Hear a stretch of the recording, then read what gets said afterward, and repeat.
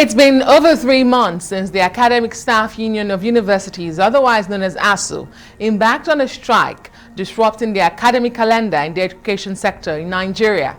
There have been several talks with no results. Asuu is asking the federal government to, among others, release money for infrastructure, end academic allowances, and end the proliferation of universities. We will be taking a look at the action by the Academic Staff Union of Universities and how a lasting solution can be found. Also on the program today, extrajudicial killings in Nigeria. This week in Sokoto State, a student was burnt to death for allegedly insulting the Holy Prophet Muhammad. In another occurrence in Lagos State, 2 men were burnt to death by a mob over the alleged theft of mobile phones. How can Nigeria put an end to extrajudicial killings? We'll have an analysis. I am Asuu Oboro, and this is the Rise Interview.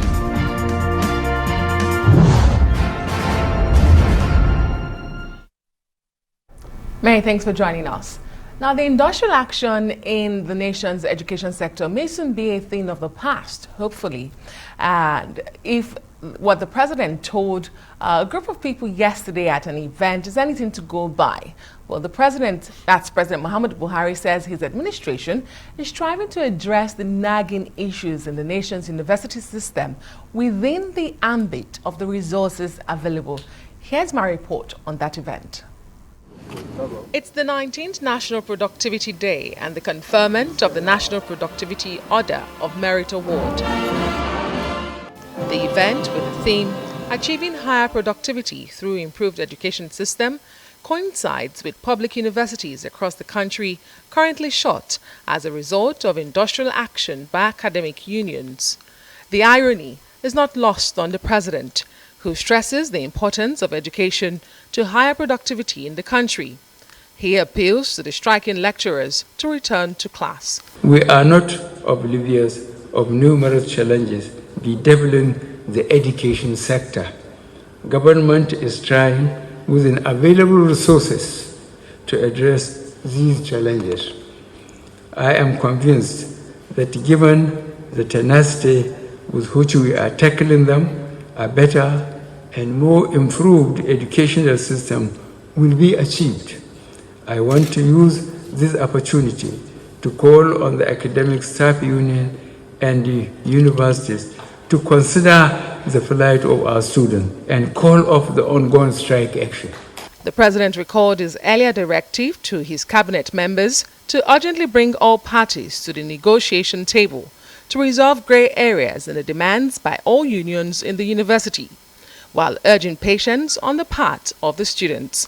I also call on our students to exercise patience as we try to address the nagging issues in our university system within the ambit of the scarce resources available to government. 48 eminent Nigerians and organizations in both the public and private sectors were conferred with the 2019-2020 award for their high productivity, hard work, and excellence. They include the National Chairman of the All Progressives Congress, Senator Abdullahi Adamu, the Secretary to the Government of the Federation, Boss Mustafa, Immediate Past Director General of the Nigeria Center for Disease Control, Dr. Chike Ihekwazu, Lagos State Commissioner for Health, Professor Akin Abayomi, Professor Stanley Okolo, Director General of the West African Health Organization, and Allen Oyema, Chairman, Chief Executive Officer of Air Peace. Mr. President, other recipients are people Nigeria will not forget. They are people who create jobs for us. This award is not the one that they buy. Some awards are bought in Nigeria, but this one is productivity and job creation. Posthumous awards went to Dr. Stella Adadevo for her outstanding fight against the spread of the Ebola virus, and Babatunde Lawal for his thoroughness in fiscal policy analysis in the Federal Civil Service. Well, for more on this issue about Asuu and the industrial action, I'm being joined by Arise News analyst, Dr. Sam Amadi and Frank Tietie. Thank you so much, gentlemen, for joining us on the Arise interview. So, you heard the president yesterday pleading to the striking lecturers to return to class, and for patience on the part of the students. But yesterday as well, just hours after the president pleaded with the striking lecturers, there was a meeting, a tripartite meeting, so to say. The federal government, of course at the behest of the federal government, the striking lecturers, and religious leaders in Nigeria. It had the Sultan of Sokoto and of course the Khan chairman. But that meeting ended in a deadlock. Are you surprised, Dr. Sam Amadi? Well, I'm not surprised, but I mean, the biggest surprise is the belated efforts to try to get things sorted out. Earlier on, we've heard that the president had approved, I don't know how it is, some billions to deal with Asu's demand. And so what we've seen is that 2 months, after 2 months of keeping the universities closed, the government is making belated effort, and predictably, maybe before the next, Asu had also extended their strike to another 7 or so weeks. 12 weeks. 12 weeks. That's 3 months. 3 more months, make yes. it 5 months. Now, my prediction is that Asu will not complete that 3 months, and the federal government will settle them. So these discussions kind of get serious after their consequences have become big. Schools closed down, restiveness. We've seen students trying to carry out some demonstration. Election is coming. They have threatened to probably sabotage the primaries, whether there's enough threat in those, enough force and fire in that threat is a different matter. But primarily, my worry is, look, this is, if you look at the actors, ASU always win. The teachers gain. They're not working. They pay them their salaries. They're not teaching. You can't say it's their fault, but primarily, they're not teaching. The government has no nerves to implement no work, no pay. Students are out of school. And, this is tragic. Under COVID, we didn't have this number of shutdown.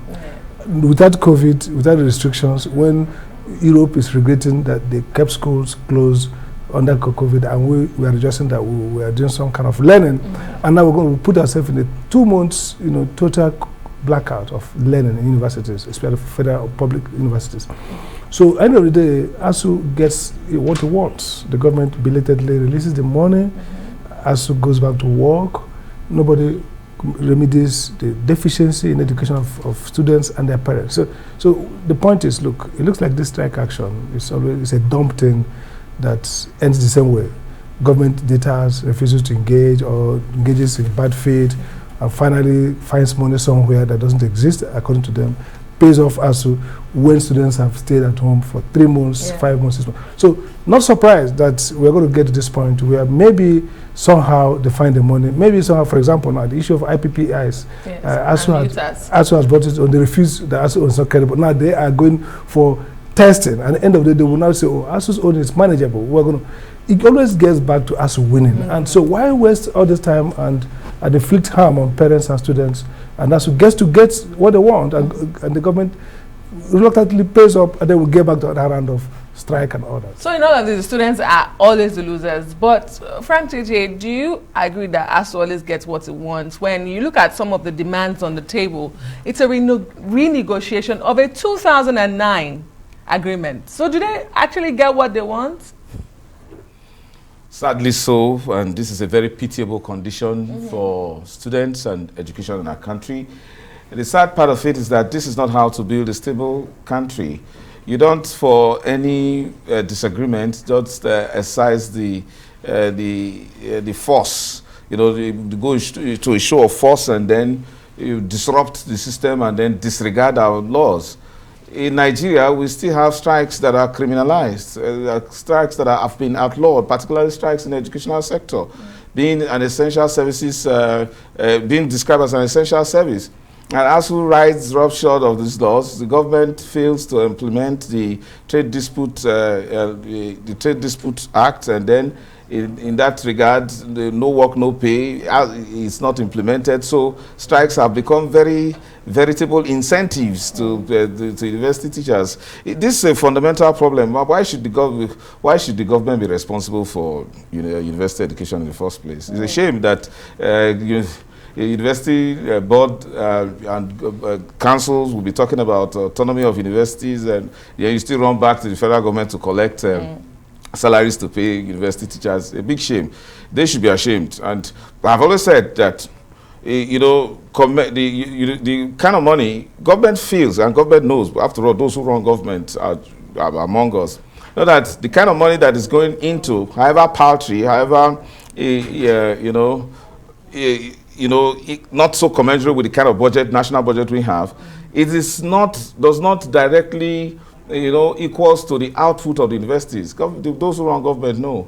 And then the fact that strikes are not legal in the educational sector, yet the government doesn't have the courage. He just left unceremoniously. A big shame that he left in crisis, left the university, the system in crisis. So we wished for a government that will implement the no work, no pay. And we have always wished for an Asuu that will assert university autonomy to the extent that it will not be relying on government.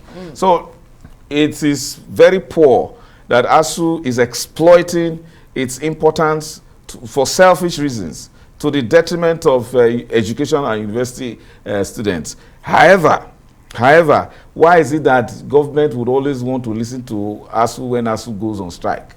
Must Asuu go on strike before we resolve all these things? So there is a need for a fundamental assessment of university education in Nigeria. We don't even have enough universities. One state in the US, for example, may have close to 200 universities. We're talking about university proliferation. Yeah, we have an NUC that simply should, set the standards for your universities to take off. And once those standards are made, it doesn't matter what the numbers are. We should have as many universities as we can. But for flimsy reasons, you disrupt the entire system. I think we should have a courageous government that should invoke the proper laws in dealing with this situation. And the government should be thinking of divesting itself completely from university ownership and allow councils to own universities. That seems like a touchy issue every time it comes up. Funding of the education sector. Obviously, government cannot fund it alone because we seem to end up in the same spots. There's not enough money, paltry sum budgeted to the sector. So how do we fund quality and functional education without, the controversies that come with it? I think the basic thing is that, look, we must understand that education is a public good.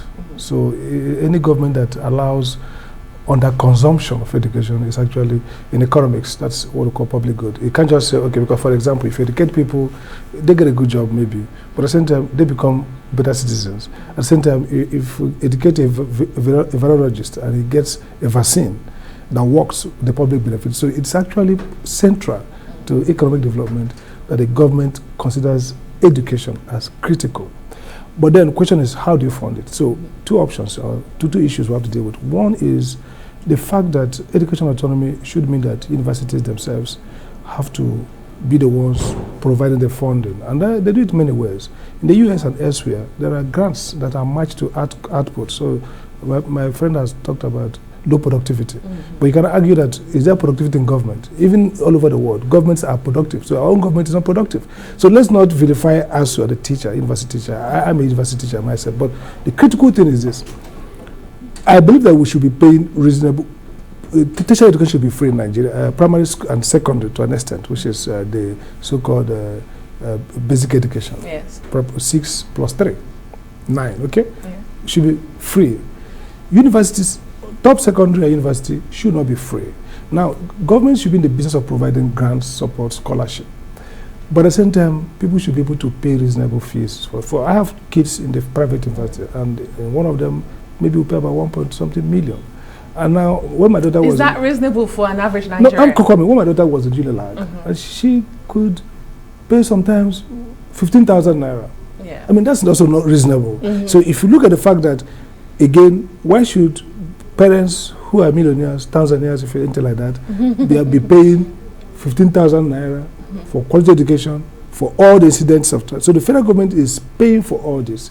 And the federal government can pay for those who can't access. So that's why you have what we call the means-tested, income-based support, okay? The second point about funding is, okay, we talk about private sector getting involved. And this is where what you said makes sense.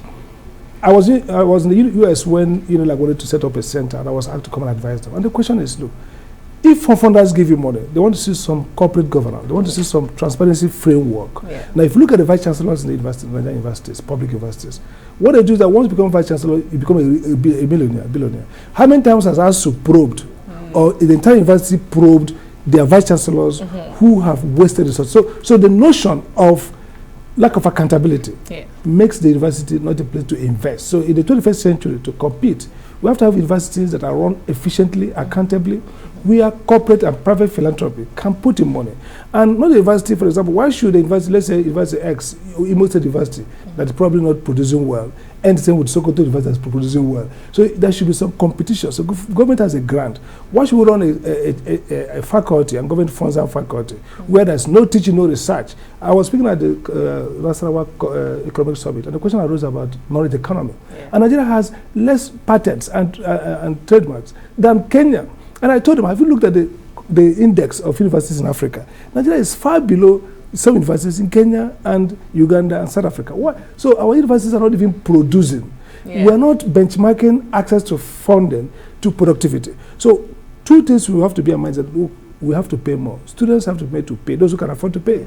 We have to provide support for those who can't pay. So if you give federal universities maybe school fees about 50,000, 100,000, some students have earphones, cell phones that are 200,000, and they're paying school fees of 10,000. I mean, it's not sustainable. This is a country that claims not to have resources, but we are wasting resources in several things. And again, so government has been very upright.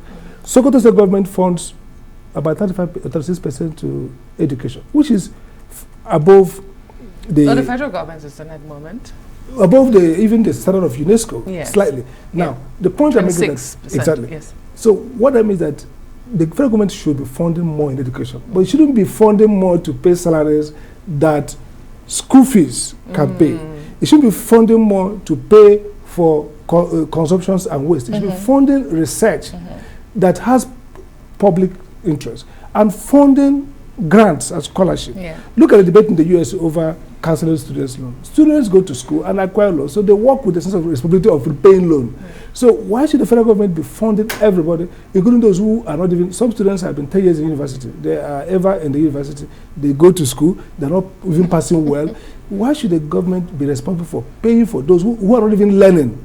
Those who are not learning and you're wasting money paying for them. So I think there's a need to first reform the public finances of education and then create programs and structures that enable private investment and then see that parents who can pay are moved slightly to a much more market-friendly fee for education. You just can't have publicly provided university education at the level of our economic development right now. Well said. But Frank Tietie, if we talk about, we identify that there's a lack of accountability in the university systems. So how then do we ensure that they can be autonomous and self-governed and still churn out quality graduates? Well, you see, every university has a separate law that creates it. And they all have, the structures in these universities are excellent. I mean, from the congregation through to the Senate and then to convention council and all that. Excellently put together, time-tested structures across the world that we practice here. There is no reason why we shouldn't have a university autonomy in Nigeria. Again, before I answer that question, I want to make something very clear. That university education is not supposed to be for everybody. The doctor has said so much about it, but I was waiting for him to just mention that there's something elitist about university education, and it's not necessarily the reason why it's being looked upon as common and not given the kind of special treatment is because it has become an all-comers affair. Every state government wants to have a university. Someone like Professor Amadi, for example, has seen a university run successfully without a single, very reputable university, run successfully without a single government intervention. So the thing about government funding should be reviewed to the extent that government, it's not about, yes, very well put when doctor says that, oh, the government should put money in education, but not for the payment of salaries. Now, for accountability of resources in the university system, it is expected that these structures in the university should ensure that, I mean, when I was in the University of Benin, we ran the collegiate system. There were colleges before faculties. And then the dean couldn't really make certain expenditure unless he gets approval from, first of all, for the provost of a college. And then the provost of a college has a threshold, then before he goes to Senate, preside, you know. So, you know, so these structures are there. But you see, there's a reflection from what happens in the way governance is carried out at the center and at the state, the same thing. So the vice chancellors seem to be some kind of demigods. They run an empire, you know, by themselves. They do things and undo things. So until we come to running university systems by the running universities by the book, we will continue to have these problems. But first and most importantly, government should wash its hands completely of funding universities and then be thinking of other innovative ways of funding education and not necessarily universities. And then why can't these governing councils put themselves together and look for ways to fund, to raise funds? Doctor is paying 1.2 million naira for school fees, for example. 1.5, but that is not actually, for me, no, doctor, let's face it, that is not, no, that is not, it's not. I think it's even small. Because if you look at what you're expecting from someone who goes to school for 4 years, and to come out as a graduate and the things that are expected of in your generation, you would know that 1.5 million cannot actually take care of the cost of a university student. So I even wonder how some of those schools manage, your school and other schools across, how they manage. Because you need to know what it means to fund a university, I mean a science laboratory, for example, a physics laboratory, for example. Okay. Or we're not, probably because you're a professor of law, but if you know what it takes to train a medical student or a student in botany, you know that this money is small. Medicine are the most expensive. Yeah, the most expensive. But you know, I guess this argument and conversation, you know, they both have strong points, because there are those who will say, if you say government should wash its hands off funding education, then it becomes expensive venture, commodity. Yes. That you preclude some Nigerians from. So don't we have issues on our hands? No, that's where I disagree, or sorry, not disagree. I'm support of government more funding. More funding. But I'm saying, because you see, like I said, it's a public good. Yeah. Look at India, for example. India has a lot of graduates everywhere, all kinds of community schools, just like we have. You know, first, we need to also know that universities are ranked. In Nigeria, everything is the same. And that's why I say government is not getting the bulk, getting value for its bulk. Government should be funding based on criteria. That's number one. Number two is, we should also make people be responsible for university education. Yeah. For example, I have people I know in my villages who have 5 children. They have no basic means of livelihood, and they flood them to the university. They themselves, some of those kids will be calling uncle, parents don't even, so they're exposing children to very, that's why most of the university graduate, undergrads are involved in so many crimes. They are taking care of themselves. The system has collapsed. So I agree with him that university education shouldn't be seen as a right of citizenship. Many people in the world, in the US, when I was a student, grad students, some of my colleagues, their husbands didn't go to college. They are truck drivers and they are having good life. Because of the sense in which we think that university education is a certificate to livelihood. Yeah. So we are flooding with persons who probably shouldn't be there. Secondly, whose parents probably should not be making those expenses and they rely on government. So I would say, like it says, universities can do more to create wealth. 2, we can increase school fees in public universities. I didn't say totally exclude people, but include school fees and then match it with support for those who deserve it. Because the idea, just like the issue about subsidy with petroleum or whatever, is that people who are not entitled to are capturing much of the debate. So when a director or a PAMSEC, who apart from his salary probably has stolen some significant money, is paying for 3 children for 15,000, that's not fair pricing. You know, the quality, like I said, the expenditure, government is spending more to run the school. And so the point is government has to allocate more. 2, it has to streamline expenses. So when we talk about more money, what about more accountability? Yeah. What about more value for money? It's just the same talk about cost of governance in Nigeria. People say, reduce the ministry. I say, no, reduce the cost centers. Some ministries should be one building with a minister and 4 directors, 2 assistant directors, 10 people. they are doing policy. And then they have to buy a car, they have to provide this, provide zonal offices. So the cost center is what matters. The kind of things we are spending for universities, how many of them are prudently expended? The fund we are giving, how much is targeted towards what we need to have? So we can do double reform. One is to increase government for funding.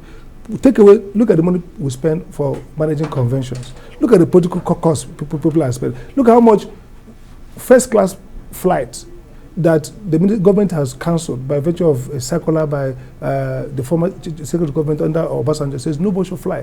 When I was NEC chairman, it was only NEC that was not flying for first class. Even those people I was supervising, I go to Heathrow, I enter my business class, I see them enter first class. So government is wasting money, and so you don't have no courage to tell any Asuu, say, guys, there's no money. When they know that you are spending money. So I will support government, comply with Asuu, give them what they, because we agreed, it's agreement, but go back and redesign the public funding of education. When I was still in the NGO world, we had what we call campaigns for universities. The argument is that look, all over the world, up to now, I still get a letter from Harvard University asking me for alumni support. Universities should be trained on capital campaign. How do you go out and get money? How do you get the alumni to have interest? So that's another model. Exactly. So you have to do some of the alumni. They get 10,000. We talked about incomes that can come from registration of patents. How many patents have been registered? What do they even do? This? So you see, when we talk about accountability, we should talk about justification for the huge funds that have been poured into the university system in all these years. And there is no justification indeed for it. And we have a comatose economy. We have a situation where the universities are still going cap in hand to government. I keep mentioning it's a big shame. And again, let us also consider this establishment of the Education Trust Fund, you know. So ETF, what does it do? I'm not sure your university ever got any money from. It's not public university. No, we don't know. Wait. On what basis? So are they saying that those who attend private universities should not get such funding? And again, so what happens? So why no? Except for research. No, if we talk about funding, you see, let us localize it. Funding education should be holistic. You know, we should be when there are funds and we know that they are private. Oh no. We look at all of these successful universities to talk about Stanford, Oxford, and the rest of them. But don't forget that if you look at the priority, most of the underdeveloped universities in terms of infrastructure are public. Yes. Private, so if I was a head of that ETF, I would be thinking about where will I get more value. So those people who have no laboratory, no classrooms, who are sitting on watching on will be the priority. Will be the priority. So with TED Fund, ETF, and all of that, we still have shortage of funding for education. It's a problem. Indeed. And the argument continues. By the way, the Academic Staff Union of Polytechnics is supposed to begin a 2 weeks running strike on Monday. So we have a lot of on our hands. Very soon parents will start strike. Parents of students university. Oh, it's so sad. But let's go on a quick break. We're back to discuss on another pertinent issue here in Nigeria. You're watching the Rise interview. When we return, we'll be taking a look at the issues of extrajudicial killings in the country. Stay with us.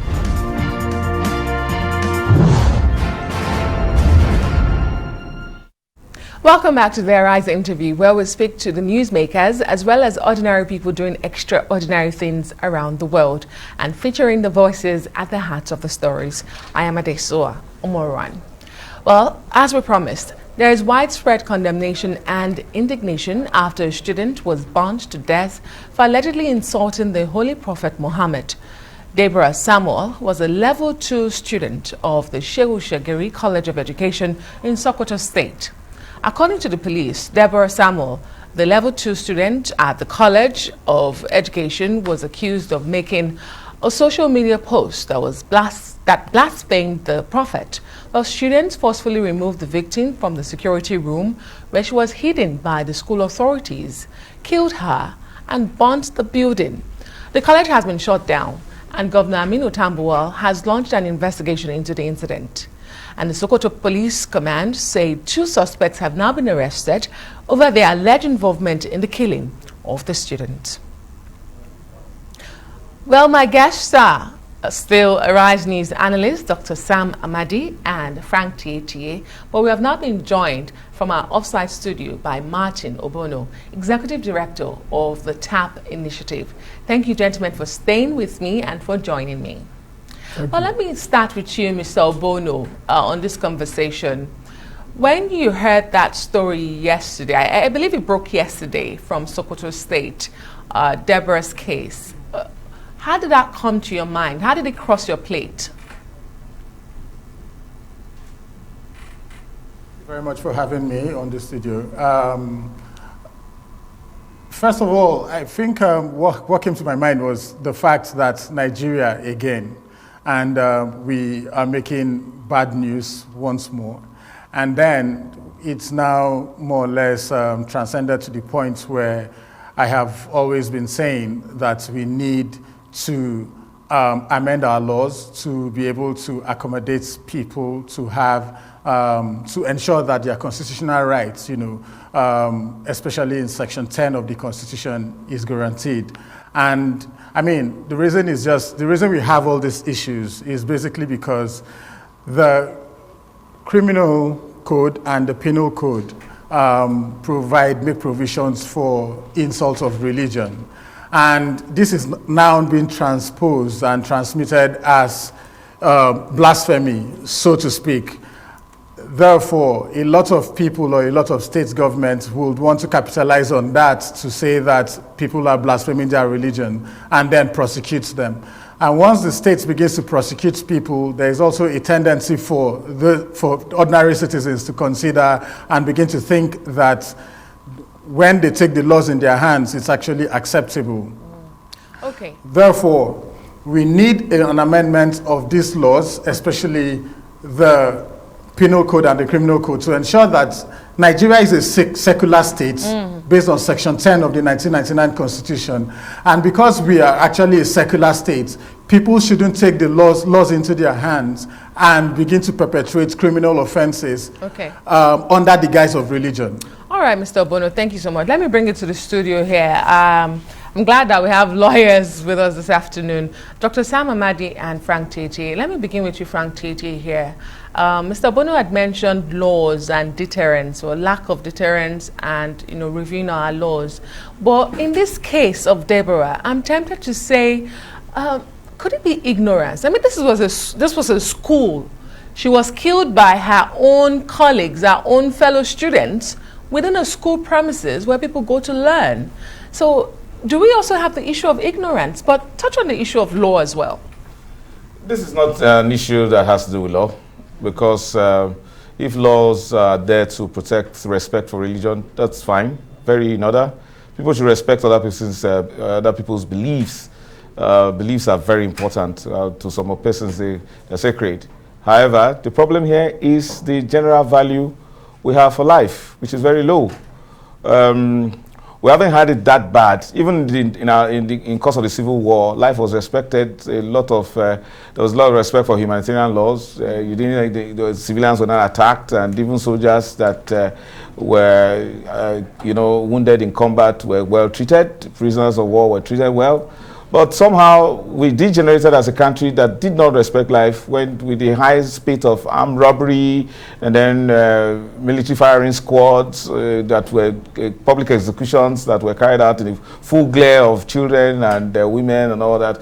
Gradually, we began to atrophy into a country that did not respect life, worsened now by a state of insecurity where Nigerians are kidnapped for paltry ransoms and banditry and insurgency. So it is just the general, disrespect for life. That's what we've seen. So irrespective of, blasphemy laws, well, they are not out, then allow the person who has blasphemed to be prosecuted. But to get to a point of rage that will blind the sense of respect for life is just a reflection of a society that has lost its soul and lost its respect for human life.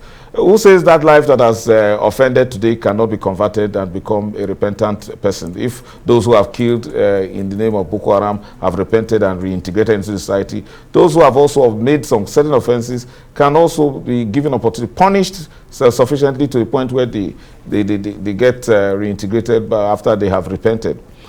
Perhaps Prof will have a lot more to say to that, but I think it's just Dr. Sam Amadi, is life now short, brutish, and nasty in Nigeria?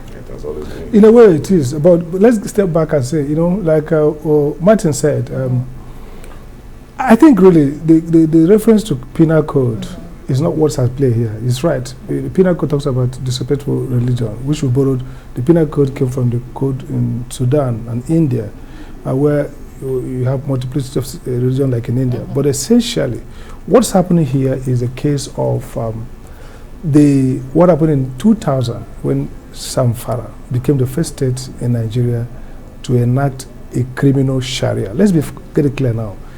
I happen to have been a fellow of Harvard Institute of Islamic Studies, so part of my degree comes from, part of my doctorate, part of it is in Islamic jurisprudence.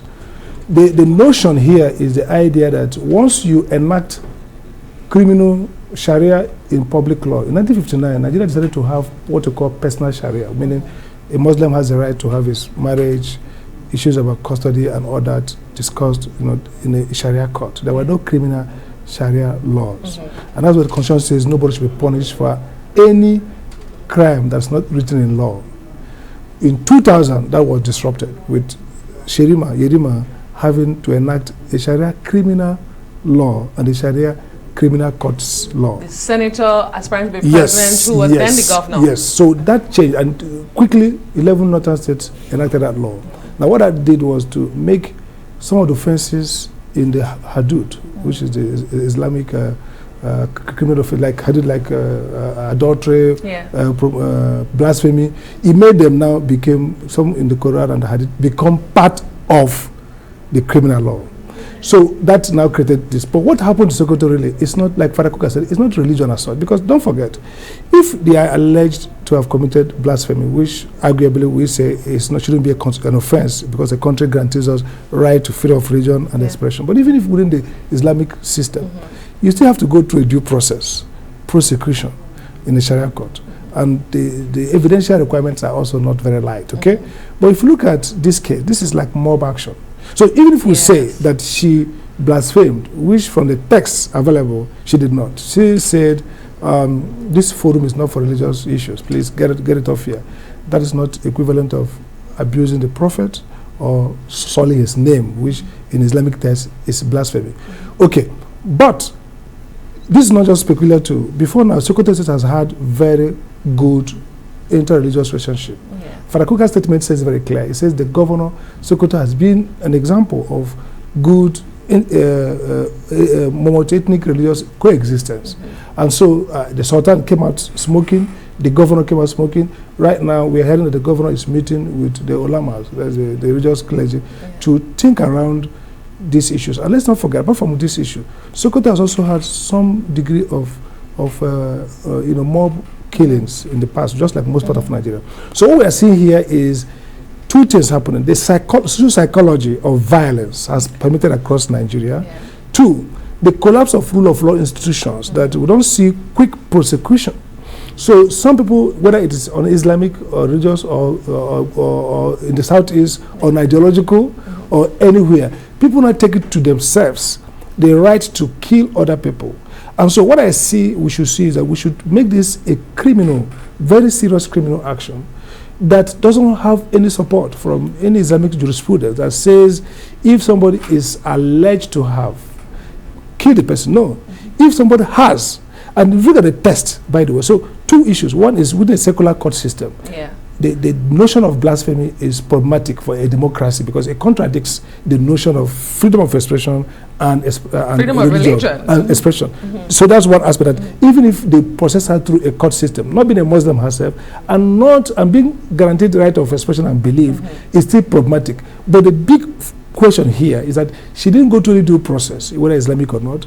The text that was referenced has no bearing to blasphemy, maybe a very angry text about don't stuff me with this religious stuff. So ultimately, the response is that of due process, prosecution, and I think the Sokoto State Governor, Tambuwal, the Sultan himself, Father Kuka, who is, so to say, the spiritual head of the Christians in Sokoto, they have all taken the right steps. They have focused on the criminality, and they have called for state institutions to go ahead, fish out prosecute, because this is outside every parameter of due process and even of Islamic jurisprudence. Well, the British High Commissioner to Nigeria has also condemned this incident. Martins, let me come back to you. Cases of vigilantism and killing of blasphemy happen periodically in Nigeria, so this is not a one-off. And we hear that the Sokoto Police Command has arrested 2 suspects, but in your own opinion, what should be the scope of investigation in this case? So basically, it will start from, the point of what happened, who are the actors in this particular crime, who were the people. I mean, we've seen quite a lot of people in videos, pictures, claiming that they perpetrated the offense or carried out the heinous offense. So it should start with that. So from the classroom, from the WhatsApp group, in terms of investigation now, that's where you begin to get evidence as to what really happened and who did what. And the video evidence that is obtained in public is also supposed to be one of the things that will support the evidence that will be needed in terms of prosecution and the people who will be arrested and all that.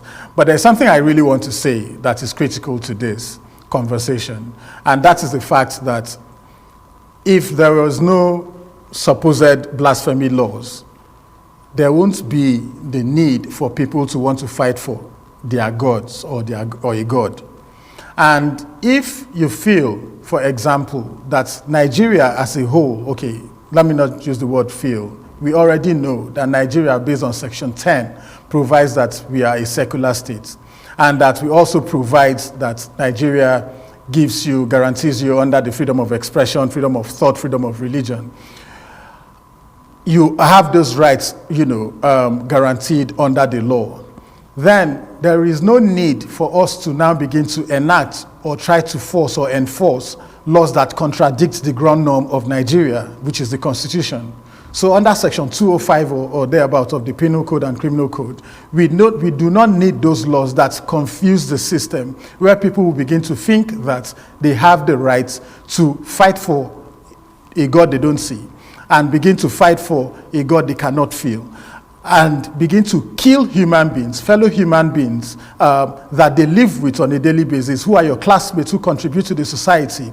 Now, the point here also is that the reason the Constitution guarantees us that freedom of thought and that freedom of expression or freedom of religion is because as a human being, that is one of the things that gives you the mental autonomy to make decisions. Yeah.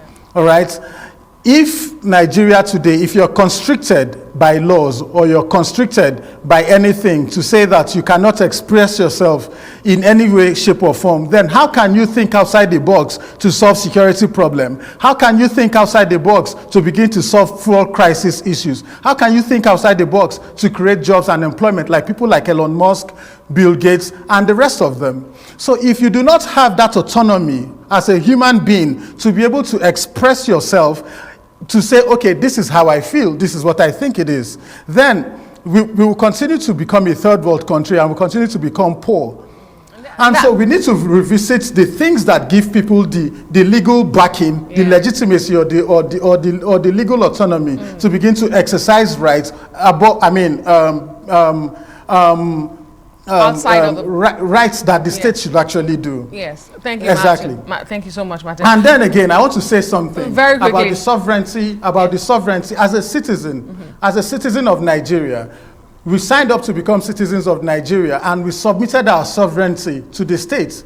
So we do not need to take laws into our own hands. We need the states to actually act on our behalf. If you feel that your rights have been trampled on or whatever you believed in has been trampled, you don't need to, you don't have to exercise that right. You need to go to the courts, you need to go to the justice system to get your rights enforced. Thank you so much, Martin. Again, I am puzzled that this happened within the 4 walls of a school. This is supposed to be citadel of learning.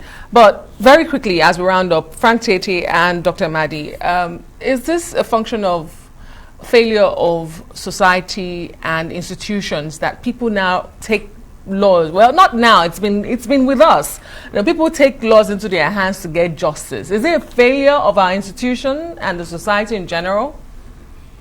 Well, the goal of criminal law is punish the offender so that those who are watching will be deterred from committing that same crime. The reason we've seen the spate in increase of extrajudicial killing, whether the one in Asuu in Port Harcourt, where we saw live students being lit up, you know, and burnt by their fellow students because of mere accusation, or the redeemed woman that was clubbed to death for just preaching about his religion. But first and foremost, you don't need blasphemy laws for people to know that others should respect other people's religion. Truth is that the most fundamental of rights is the right to life under Section 33 of the Constitution. But you see, there's also freedom for religious conscience and thoughts, meaning that you should also respect every other person's religion. Whoever offends, that, you know, that right should be protected by a law that says don't denigrate another person's religion, and anybody who does that should be punished. So you face the failure of society because society has come to a point where it's unable to, to reenact and reaffirm norms before you even talk about laws. The norm is that, look, respect life. And if you come and mess around with my religion, I should be able to report you to the authorities, and then they'll call you to order so that another person doesn't take it as a delight to talk down on my religion simply because it doesn't like me or doesn't like the way I worship. So there should be absolute respect for religion, but total, full respect for legal processes that protect the human life. And so it is the disrespect. How come, the songwriter says, how does